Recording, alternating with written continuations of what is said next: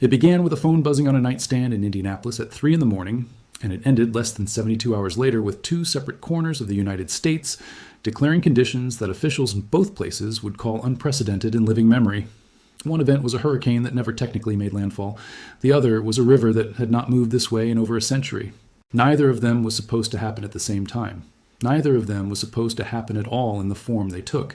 And yet, here they were, in the same week, on opposite sides of a continent, forcing two entirely different American communities to ask the same unsettling question at almost the same hour, which was simply this: why is this happening to us right now, and why does it feel like it keeps happening? On one side of the country, out in the middle of the Pacific, a storm named Lala was doing something meteorologists don't like to see. It was supposed to weaken. Storms that approach Hawaii from the direction Lala came from typically lose strength as they cross cooler water and encounter the kind of wind shear that tears a hurricane's structure apart before it ever gets close to the islands. That is the pattern forecasters have relied on for decades to reassure the public that Hawaii, despite sitting in one of the most storm-active ocean basins on the planet, rarely takes a direct hit. Lala broke that pattern. It skirted the Big Island without a landfall, technically staying just off the coast, and somehow that technicality made almost no difference to the people living there. Because a storm does not need to cross a coastline to unload an ocean's worth of water onto it. All it needs is to sit close enough, long enough, feeding on warm water and pushing moisture inland on a conveyor belt that does not stop moving. And that is exactly what Lala did. Big Island communities reported rainfall totals that crossed 30 inches in some locations, a number that sounds abstract until you try to imagine what 30 inches of water looks like, sitting on top of a hillside neighborhood, sliding downhill, filling gulches that were dry 2 days earlier, turning normally quiet drainage channels into brown, churning rivers with enough force to move parked cars. Hurricane-force wind gusts kept lashing the island even as the storm itself weakened to tropical storm strength, which is its own kind of cruelty, because it meant residents got no real sense of relief even after the official classification changed. The wind kept howling, the rain kept falling, and somewhere in emergency operations, centers across the island, officials were doing the grim arithmetic of water rescues, road washouts, and power outages, while praying the worst of it would move offshore before anyone else got hurt. Now hold that image in your head, because at almost exactly the same moment, 2,500 miles away, an entirely different kind of water disaster was unfolding. In a place that has no coastline at all. Indiana, landlocked, flat, about as far from a hurricane's reach as American geography allows. And yet Indiana, in the middle of August, found itself in the grip of what state officials would go on to describe as the worst flooding some of these communities had ever recorded. In some cases, the worst in more than 100 years. It started with a storm system that stalled, not moved through, not passed over, but stalled, parked directly above central Indiana like a faucet someone forgot to turn off. Meteorologists have a term for this phenomenon. They call it a training storm. The same word used for a line of freight cars where each new car passes over exactly the same stretch of track as the one before it. That is what the atmosphere did over Indiana. Thunderstorm cell after thunderstorm cell rolled over the same corridor of land, each one dumping its rain onto ground that was already saturated from the storm before it, with nowhere left for the water to go except sideways, into streets, into basements, into living rooms. One location, Newcastle, recorded what meteorologists calculated as a 1 in 1,000 year rainfall event, more than 11 inches of rain falling in barely 32 hours. To put that in perspective, a 1 in 1,000 year event does not mean it happens once a millennium on a fixed schedule. It means that in any given year, the statistical odds of that intensity of rainfall occurring are about 1 in 1,000. And it happened. In Indiana, in August. In a state whose entire drainage infrastructure, whose roads, bridges, culverts, and levees were designed around rainfall assumptions that this single storm simply erased. The place where that erasure became most visible was the White River, the waterway that threads directly through the heart of Indianapolis and up through Hamilton County towns like Noblesville and Anderson before it. In 1913, the White River set a flood record in Noblesville that had stood untouched for over a century. This past week, it didn't just approach that record, it broke it, and not by inches. The river crested at levels nearly a foot above the 1913 mark, a record that had survived the Great Depression, 2 world wars, the interstate highway system, and 113 years of every storm Indiana had ever thrown at it, gone in a single weekend. In Anderson, the river hit its highest level since the U.S. Geological Survey began keeping records there at all, which means there is, quite literally, no historical benchmark for what that town just experienced. Nothing to compare it to. No prior flood to point to and say, well, at least it wasn't as bad as that one. This was that one. This was the new one. And here's the detail that should genuinely unsettle you, the detail that separates this event from an ordinary bad flood.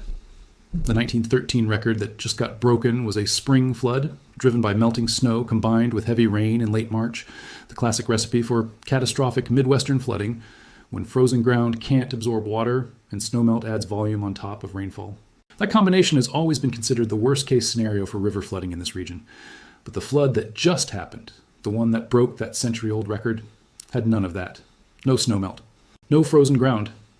This was a pure summer rainfall event, water falling from the sky in August with the ground in its normal, absorbent, warm weather state, and it still managed to outdo the historic worst-case scenario by nearly a foot. Climate scientists who study these training storm patterns will tell you, on the record, that the atmospheric conditions responsible for stalled, repeatedly firing storm systems like this one have become nearly 3 times more common since the 1950s, tied to shifts in jet stream behavior as the Arctic warms faster than the rest of the planet. A warmer Arctic weakens the temperature difference that normally keeps the jet stream moving briskly west to east. A weaker jet stream wobbles. It stalls. And when it stalls, whatever weather system happens to be sitting underneath it stalls too, right on top of whichever unlucky city happens to be there. This time, that city was Indianapolis. The human toll of that stalling was immediate and brutal. Emergency crews in Indianapolis carried out more than 50 water rescues in a single day, pulling nearly 100 residents and dozens of pets out of homes that had gone from dry to waist deep in hours. In the Ravenswood neighborhood, drone footage captured by news crews showed streets that had simply ceased to be streets, submerged cars with only their roofs visible, families navigating what used to be their front yards in kayaks and rowboats because that was, for that day, the only form of transportation that worked. Roughly 400 residents in that neighborhood alone evacuated on their own before rescue crews even reached them, grabbing what they could carry and walking, wading, or paddling out before the water made the decision for them. Statewide, the death toll climbed through the weekend. 5, then 6, then 7 confirmed fatalities. A range across counties that included a 4-year-old boy killed when a tree crashed through his bedroom during the storm's high winds, 2 people in Delaware County, one who may have driven directly into floodwater without realizing how deep it had become, and another who went missing entirely after entering the Mississippi River and was not found until the following day. These are not abstract numbers on a weather graphic. These are people who went to sleep on a Tuesday night in central Indiana expecting an ordinary Wednesday, and instead found themselves fighting rising water, or lost entirely beneath it. Indiana's governor declared a statewide disaster emergency in the middle of it, while the water was still rising, not after the fact. That timing matters, because it tells you how quickly the scale of this event outran the normal machinery of local response. County emergency management teams that are built to handle isolated flash floods, the kind of localized event that hits one neighborhood or one low-lying road, found themselves instead managing a corridor of catastrophic flooding stretching across multiple counties simultaneously, from the northern suburbs of Indianapolis down through the capital itself and into rural communities that rarely make national news at all. Within days, the president approved an emergency declaration for the state, opening the door for federal disaster assistance to start flowing toward a recovery effort that officials were already warning, even as the water began to recede, would stretch on for weeks. Some communities, officials said plainly, were not going to be back to anything resembling normal for a long time. Not because the water was still rising, but because water that deep, that fast, does not just leave when it recedes. It leaves behind ruined drywall, waterlogged foundations, contaminated wells, mold that starts growing within 48 hours in a warm August climate, and family photographs, furniture, and irreplaceable possessions sitting in mud in front yards up and down entire neighborhoods. Meanwhile, back on the other side of the country, Hawaii was running its own version of that same grim aftermath calculation, except with saltwater, storm surge damage, and a different kind of infrastructure vulnerability. Hurricane Lala's wind gusts did not care that the storm's official classification had downgraded. Trees came down, power lines came down with them. Roads that wind along the Big Island's volcanic terrain, roads that are already narrow and exposed under normal conditions, became genuinely dangerous, some washed out entirely by the runoff pouring down volcanic slopes that have almost no soil to absorb it, since much of the island's surface is young lava rock that channels water rather than soaking it up. That geological detail is actually part of what makes Hawaii so uniquely exposed to a storm like Lala. On the mainland, even hard clay soil eventually absorbs some percentage of a rain event. On volcanic rock, water runs almost exactly like it would across pavement, gathering speed and volume as it moves downhill, until it reaches whichever low-lying community happens to sit at the bottom of that particular slope. That is the terrain Lala's 30-plus inches of rain was falling onto, and it is a big part of why flash flooding and mudslides became an immediate secondary threat on top of the wind damage, even as the storm itself stayed offshore. So now step back and look at the full picture, because this is where the story stops being about two separate weather events and starts being about something bigger. In the same window of days, the United States had a hurricane battering a Pacific Island chain with wind and 30 inches of rain, and a landlocked Midwestern state drowning under a rainfall event so extreme it broke 113-year-old flood records at two different river gauges in a single weekend without the benefit of any snowmelt to blame it on. These were not the same storm system. They were not even remotely connected meteorologically, separated by thousands of miles and entirely different atmospheric mechanisms. A tropical cyclone in one case, a stalled frontal boundary acting as a training storm conveyor belt in the other. And that disconnect is exactly what should make you pause. Because when two completely unrelated extreme weather mechanisms produce record-shattering results in the same week, on opposite sides of the same country, it stops looking like coincidence and starts looking like a pattern operating underneath both of them. And if you zoom out even further, this was not an isolated week either. This has been, according to officials and researchers who track these events, part of a string of disasters that stretches back well before this August, back through the spring, back into the previous year. An accumulating list that includes historic drought conditions draining reservoirs in the Southwest to their lowest recorded levels, heat domes pushing heat index numbers past 110 degrees across parts of the Southeast, wildfire activity scorching land in the Pacific Northwest, and now, in the same 7-day stretch, a hurricane and a 100-year flood happening at the same time on opposite coasts of the same nation. If any one of these events had happened in isolation, you could file it under bad luck, under the ordinary variability of weather, under the kind of thing that has always happened somewhere in America during any given summer. But when they stack one after another, month after month, in patterns that keep breaking records that were supposed to hold for centuries, the explanation of ordinary bad luck starts to feel thinner and thinner. There's a term that keeps surfacing in the research around exactly this kind of stacking, and it is worth sitting with for a moment because it reframes the entire conversation. Climate researchers who study flood risk increasingly warn that the disasters of the future will not arrive one at a time, spaced out politely enough for communities and infrastructure systems to recover between events. They will arrive compounded, overlapping, hitting different regions simultaneously, or hitting the same region multiple times before the previous damage has even been repaired. The White River flood in Indiana is a textbook example of what that compounding looks like at the level of a single storm system, rain falling repeatedly onto ground that never had a chance to dry out from the rain before it. Hurricane Lala is an example of what that compounding looks like at the level of a single storm. Moisture feeding continuously onto an island whose volcanic terrain has almost no capacity to absorb it. And the fact that both of these compounding events happened in the same week, on opposite ends of the country, is what compounding looks like at the level of an entire nation. Two regions with completely different climates, completely different terrain, and completely different disaster profiles, both simultaneously overwhelmed by water in forms their infrastructure was never built to handle. Think about what that means for the systems underneath all of this, the systems most people never think about until the moment they fail. Levees along the White River corridor were engineered around flood stage assumptions, calculated using historical rainfall data. Data that assumed the 1913 record would remain the extreme upper bound for a very long time. That assumption is now dead. Storm drains in Indianapolis neighborhoods were sized for storms that dump a certain number of inches per hour, a number that this event blew past entirely. Hawaii's road and drainage infrastructure along the Big Island was built around a coastline that, historically, rarely absorbed a direct or even near-direct hit from a storm this saturated. Insurance models, the actuarial tables that determine what premiums cost and which zones get labeled high risk, are built on decades of historical loss data that these back-to-back record-breaking events are actively rendering obsolete in real time. Every one of these systems, physical and financial, was built on the bet that the past was a reliable guide to the future. And what this week demonstrated in two completely different parts of the country, using two completely different mechanisms, is that the past may no longer be a reliable guide to anything. There's also a human layer to this that statistics alone cannot fully capture, and it showed up clearly in the aftermath of the Indiana flooding, in small, specific details that tell you more than any death toll number can. A furniture maker in Indianapolis, spending what should have been his 37th birthday, not celebrating but wading through 2 feet of water inside his own workshop, assessing which of his tools and half-finished pieces could be salvaged and which were simply gone. A county deputy chief in Jennings County telling a local news crew, after a tree crushed through the bedroom of a 4-year-old boy during the height of the storm, that there was nothing anyone could say that would make it any better. A sentence delivered with the exhausted honesty of someone who has spent days responding to a disaster and has run out of official language to describe it.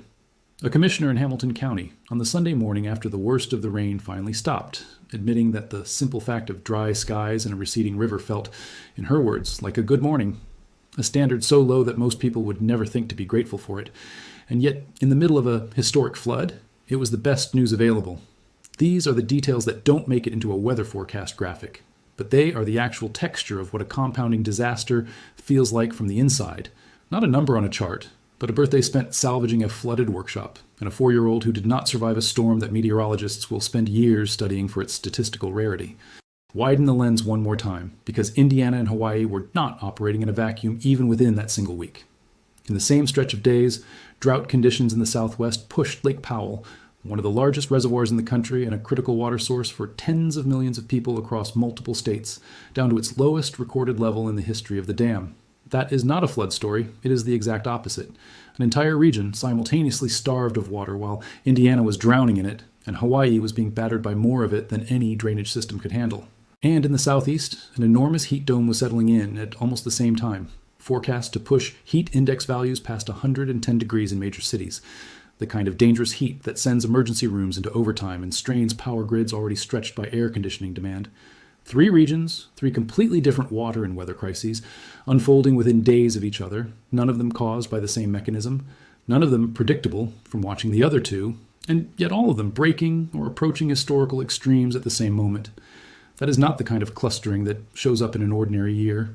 That is the kind of clustering researchers point to when they talk about a climate system that is no longer behaving the way the 20th century trained everyone to expect. It helps to put the scale of the Indiana flood in a dollar figure, because the human toll only tells part of the story, and the financial toll tells the rest. Analysts who track flood disasters point to Hurricane Harvey back in 2017 as the modern benchmark for what a true worst-case rainfall event can cost. A storm that stalled over Houston for days and produced damages that, adjusted into today's dollars, run past $160 billion, making it one of the costliest weather disasters ever recorded anywhere on the planet. Harvey is remembered specifically because it stalled, because it sat in place and kept refueling itself with moisture off the Gulf of Mexico, instead of moving through and losing strength the way a normal tropical system does. The training storm that hit Indiana used almost exactly that same stalling mechanism, just without a hurricane attached to it, a Gulf high-pressure system acting as a conveyor belt of moisture feeding directly into a stalled front, cell after cell, repeating over the same corridor of towns. Early damage estimates in Indiana are still being tallied as recovery crews work through flooded basements, ruined roads, and washed-out bridges. But the mechanism behind it, a system that refuses to move, is the same mechanism behind some of the costliest flood disasters in American history. That should tell you something about how seriously to take a storm that broke a 113-year-old record without even needing a hurricane's name attached to it. Local meteorologists in central Indiana have started using a phrase that keeps showing up in coverage of this event, describing what happened as ground that had already absorbed hours of rain simply having nowhere left to send the next wave, small ripples in the jet stream that, in a normal summer, would have produced nothing more than an ordinary afternoon thunderstorm, instead becoming the trigger for another full-blown deluge on top of ground with zero remaining capacity. That detail matters because it means the danger was not really about any single storm cell being unusually powerful. It was about a landscape that had already been pushed past its limit so that even a modest disturbance was enough to tip it over into catastrophe. The National Weather Service's Weather Prediction Center placed parts of the Midwest under its highest categorical risk level for excessive rainfall in the days leading into the flood, the kind of warning meteorologists reserve for situations they consider genuinely dangerous rather than routine. And even that warning, as urgent as it was, still understated what actually happened once the rain started falling. Recovery in a disaster like this rarely follows a straight line, and both Indiana and Hawaii are already discovering that the version of recovery shown in a headline, "Floodwaters receding, storm downgraded," is not the same as the version of recovery lived through by the people whose homes and workshops and neighborhoods are sitting in the aftermath. Nonprofit groups mobilized quickly in Indiana, with thousands of prepared meals sent into Indianapolis within days to support families who had lost power, lost access to clean water, or lost their homes outright, a logistical operation that had to be built essentially overnight, on top of an emergency response system that was already stretched thin managing water rescues and evacuations. Local officials have been careful, in nearly every public briefing since the crest passed, to remind residents that receding water does not mean the danger has passed, that floodwater carries contamination risk, that mold begins forming within 2 days in warm, humid conditions, and that homes which look structurally fine from the outside may have foundation damage that will not reveal itself for weeks or months. Hawaii's big island communities are running a parallel version of that same warning, with washed-out roads and unstable, saturated volcanic hillsides, creating an ongoing landslide risk that persists long after Lala's rain bands have moved offshore and the news cameras have moved on to the next story. And underneath all of it sits the uncomfortable question that officials, scientists, and residents in both Hawaii and Indiana are now being forced to confront at the same time, even though they live thousands of miles apart and will likely never meet each other. If a storm that was supposed to weaken instead battered an island with 30 inches of rain, and if a landlocked state with no hurricane, risk at all, just broke a 113-year flood record without the benefit of snowmelt using nothing but a stalled summer storm system, then what exactly is the safe assumption left standing? Coastal risk used to be the primary framework Americans used to think about water disaster. Hurricanes threaten the coasts, rivers occasionally flood in spring when snow melts, and everywhere else is relatively insulated from catastrophic water events. That framework just took 2 direct hits in a single week, from 2 directions nobody was specifically bracing for at that specific moment, using mechanisms that don't require a coastline, don't require a spring thaw, and don't require anything more than warm, moisture-saturated air sitting in the wrong place for long enough. Federal disaster declarations are moving. FEMA assistance is beginning to flow toward Indiana communities that are now measuring recovery time, not in days, but in weeks, and in some neighborhoods, likely months. Hawaii's emergency management systems are conducting their own damage assessments along the Big Island, tallying road washouts, power restoration timelines, and the less visible costs of a tourism-dependent economy, absorbing yet another storm disruption during peak season. Insurance claims are being filed on both sides of the country simultaneously. Adjusters working overtime in Indianapolis basements and along volcanic Hawaiian hillsides at the exact same moment, processing loss after loss, generated by a single brutal week in American weather history.